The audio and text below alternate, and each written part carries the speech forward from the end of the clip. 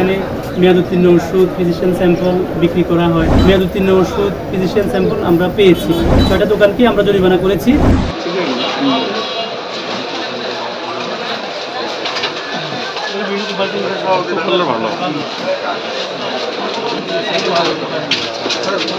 আমাদের কাছে নির্দিষ্ট অভিযোগ ছিল যে এখানে মেয়াদোত্তীর্ণ ওষুধ, ফিজিশিয়ান স্যাম্পল বিক্রি করা হয়।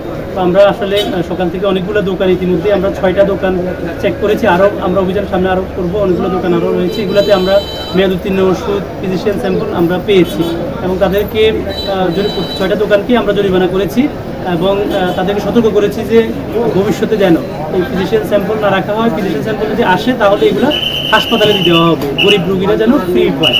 আর মেয়াদোত্তীর্ণ ওষুধ কোনোভাবেই রাখা যাবে না, নিম্নমানের ওষুধ রাখা যাবে না। এই কাজগুলো যদি তারা করে, ভবিষ্যতে আমরা আসলে তাদেরকে যেন এই কাজগুলোতে কর্মরত না করে, এই জন্য বিষয়ে তাদের সতর্ক করা হয়েছে। 6টা দোকানকে ইতিমধ্যে 6,000 টাকা, 5,000 টাকা করে 6টা দোকানকে জরিমানা করা হয়েছে।